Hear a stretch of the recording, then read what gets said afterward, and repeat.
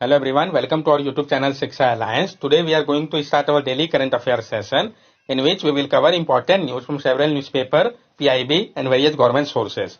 So let's begin our session. Our first topic is little ices. PIB की news important है, हम जानेंगे इसके बारे में, लिटिल आइसेज के बारे में। A new study of the little ices, a global climatic event from 1671 to 1942 challenges the traditional perception of it being uniformly cold and dry.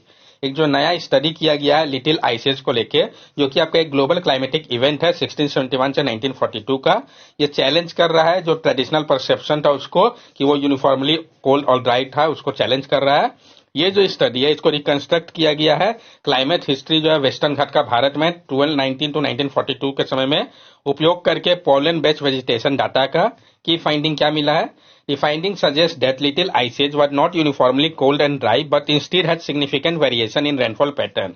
जो फाइंडिंग है ये दर्शाता है कि लिटिल आइस एज जो है वो यूनिफॉर्मली कोल्ड और ड्राई नहीं था, बल्कि सिग्निफिकेंट वेरिएशन था रेनफॉल पैटर्न पे। ये जो स्टडी है ये पॉइंट कर रहा है जो इन्फ्लुएंस है नॉर्थ ईस्ट विंटर मानसून का क्रिएट करने के लिए मॉइस्ट और वेस्ट लिटिल आइस एज को इस रीजन में।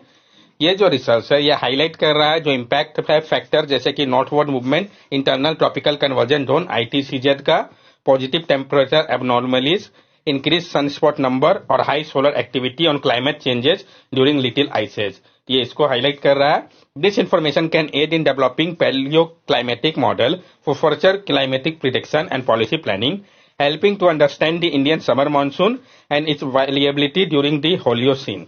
ये जो इन्फॉर्मेशन है ये मदद कर रहा है डेवलप करने में पैलियो क्लाइमेटिक मॉडल्स को फ्यूचर क्लाइमेट प्रेडिक्शन के लिए और पॉलिसी प्लानिंग में मदद कर रहा है। ये मदद कर रहा है समझने में इंडियन समर मानसून को और जो वेरिएबिलिटी होता है हेलोसीन के समय पे। लिटिल आइसेज जो है वो एट्रीब्यूटेड है, कॉम्बिनेशन है इसमें कूलिंग फ्रॉम वोल्केनिक एरोसोल का और लो सोलर एक्टिविटी जो कि प्रोड्यूस होता है लोअर सरफेस टेम्परेचर से। नेक्स्ट टॉपिक है हमारा पर्पल इकोनॉमी। तो हम जानेंगे पर्पल इकोनॉमी के बारे में। Santi Raghavan, the recipient of Business Line Changemaker Award in 2020, lead the organization Enable India. They are working on creating a purple economy which promote disability inclusion and job opportunity on a large scale. तो ये important topic है। जो शांति राघवन जो कि recipient है business line change maker award मिला था इनको 2020 का, वो जो है लीड कर रहे हैं ऑर्गेनाइजेशन इनेबल इंडिया को। तो कौन लीड कर रहे हैं? तो शांति राघवन। ये काम कर रहे हैं, क्रिएट कर रहे हैं पर्पल इकोनॉमी को जो कि प्रमोट करेगा डिसेबिलिटी इंक्लूजन को और जॉब अपॉर्चुनिटी को लार्ज स्केल पे। केयर इकोनॉमी होता क्या है?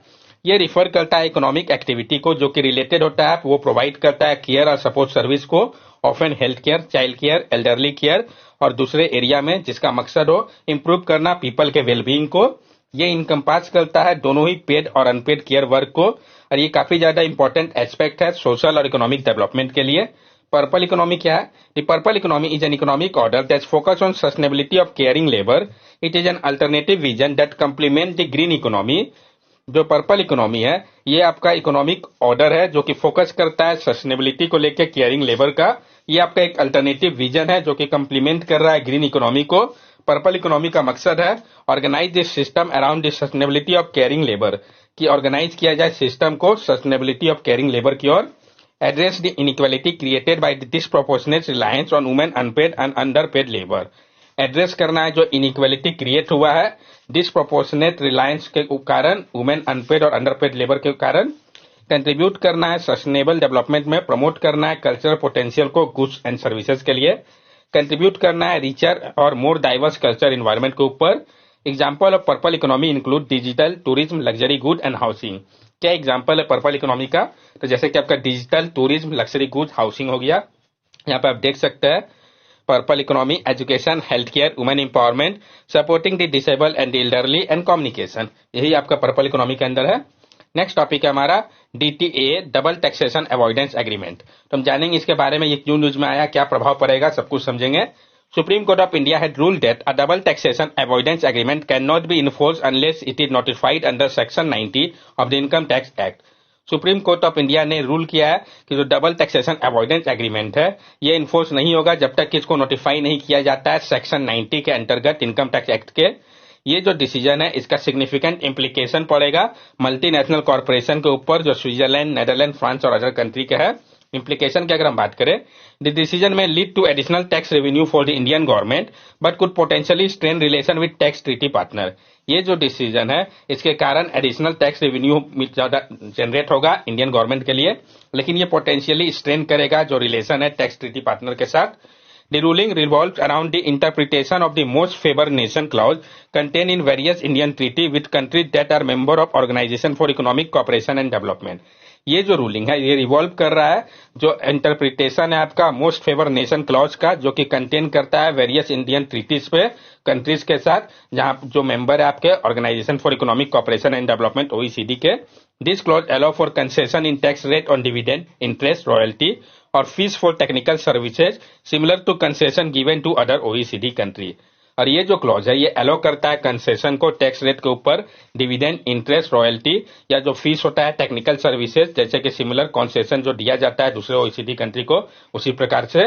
Double taxation avoidance agreement or DTA is a tax treaty sign between India and another country or any two or multiple country so that taxpayer can avoid paying double taxes on their income earned from the source country as well as the residence country।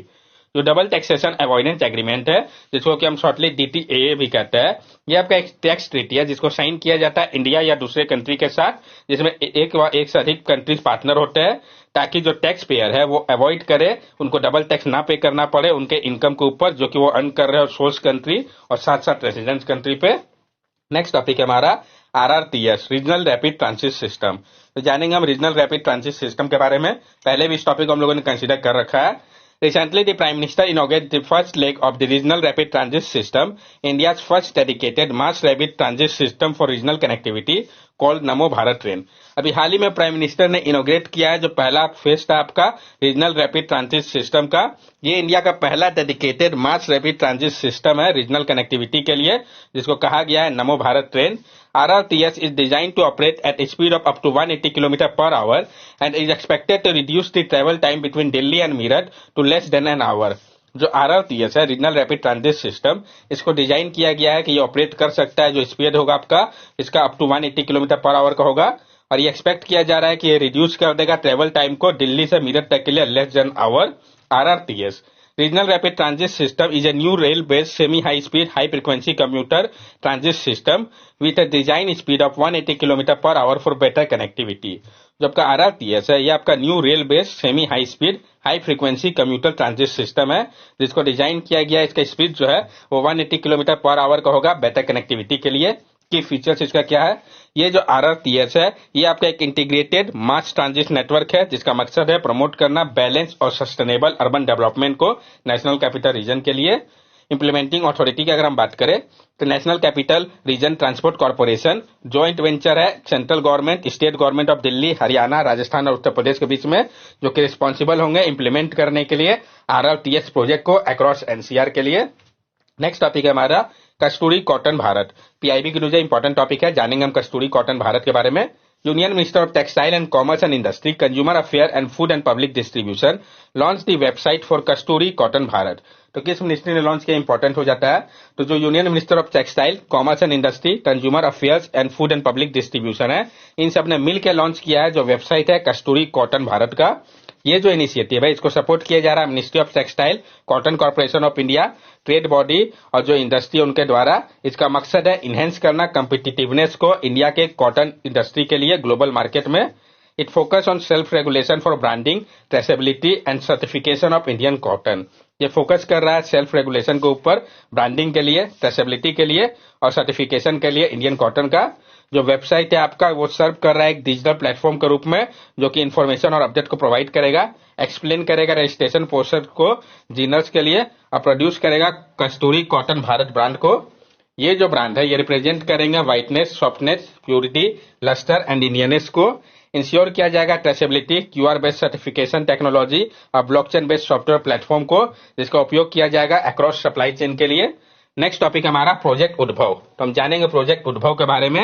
Project उद्भव को launch किया गया Indian defence minister के द्वारा। इसका मकसद है integrate करना एंशियंट इंडियन स्ट्रेटेजिक विजडम को मॉडर्न मिलिट्री पेडागोजी के लिए। तो किसके द्वारा किया गया है? तो इंडियन डिफेंस मिनिस्टर के द्वारा। ये जो प्रोजेक्ट है ये कोलैबोरेशन है United service institution of India के साथ, ताकि क्रिएट किया जा सके एक इंडाइजेनस स्ट्रेटेजिक वोकेबुलरी को, जो कि बेस्ड होगा भारत के फिलोसफी और कल्चर के ऊपर। इस प्रोजेक्ट के बारे में हम जान ले। ये जो प्रोजेक्ट है वो एक्सप्लोर किया जा रहा है under explore strategic thinking, state craft and Warcraft from classical text and enrich military training करिकुला, जैसे कि चाणक्य अर्थशास्त्र हो गया, strategic partnership, diplomacy, soft power projection etcetera के लिए, और theoretical ethical conduct in warfare के लिए। It will focus on educating military leader, informing senior commander and creating a knowledge pool for scholar and defence personnel. ये focus कर रहा है education के ऊपर मिलिट्री लीडर का, इन्फॉर्म कर रहा है सीनियर कमांडर को, और क्रिएट कर रहा है एक नॉलेज पूल को स्कॉलर और डिफेंस पर्सनल के लिए। एंशिएंट इंडियन टेक्स्ट और हिस्टोरिकल मिलिट्री कैंपेन और लीडर जो है वो स्टडी करेंगे, कनेक्ट किया जाएगा ट्रेडिशनल नॉलेज के साथ कंटेम्प्रेरी मिलिट्री प्रैक्टिस के लिए। नेक्स्ट टॉपिक है हमारा ऑपरेशन चक्र 2। तो हम जानेंगे ऑपरेशन चक्र 2 के बारे में। Central bureau of investigation CBI carried out the wide spread crackdown on cyber criminal in India in an operation known as operation Chakra 2। तो सेंट्रल ब्यूरो ऑफ इन्वेस्टिगेशन है कौन? सीबीआई जो है उन्होंने कैरी किया है एक wide spread crackdown cyber criminals के ऊपर भारत के ऑपरेशन, जिसका नाम था ऑपरेशन चक्र 2 के अंतर्गत। This operation involved searches at 76 locations across the country and was prompted by the registration of 5 separate cases of cyber-enabled financial fraud, including a 100 crore cryptocurrency scam. और ये जो ऑपरेशन है ये इन्वॉल्व करता है सर्चियो 76 लोकेशन के लिए पूरे कंट्री में, और इसको प्रमोट किया गया था रजिस्ट्रेशन ऑफ 5 सेपरेट केसेस को लेकर साइबर इनेबल फाइनेंशियल फ्रॉड के द्वारा, जिसमें कि 100 करोड़ का क्रिप्टो करेंसी स्कैम भी है। This fraud scheme posed as a fake crypto mining operation and targeting unsuspecting Indian citizen. These cases were registered based on information provided by the Financial Intelligence Unit. और ये जो fraud scheme है इसको post किया गया था fake crypto mining operation के रूप में। ये टारगेट कर रहा था अनसस्पेक्टिंग इंडियन सिटीजन को। ये जो केस है इसको रजिस्टर किया गया था, जो इन्फॉर्मेशन मिला था फाइनेंशियल इंटेलिजेंस यूनिट के द्वारा। उसके बाद ही ये जो एजेंसी है वो कोलैबोरेट कर रहे हैं अलग अलग इंटरनेशनल लॉ एनफोर्समेंट एजेंसी के साथ भी, जैसे कि एफबीआई हो गया, इंटरपोल हो गया, और सबके साथ भी, ताकि फॉलो किया जा सके लीड को। ऑपरेशन चक्र 1 was conducted nearly a year ago in collaboration with Interpol, FBI and police forces from various countries, involving searches at 115 location। और जब ऑपरेशन चक्र 1 था इसको कंडक्ट किया गया था 1 साल पहले। कोलैबोरेशन इसके लिए किया गया था इंटरपोल, एफबीआई और पुलिस फोर्सेस के साथ वेरियस कंट्री के, जिसमें कि सर्च किया गया था 115 लोकेशन को। That's all for daily current affair session. अगर आपको हमारी वीडियो अच्छी लगी हो तो हमारे चैनल सब्सक्राइब करें, हमारे वीडियो को लाइक करें और ज्यादा से ज्यादा शेयर करें। These are our social media link. From here also you can stay connected with us and give us your valuable feedback. Thank you and have a nice day.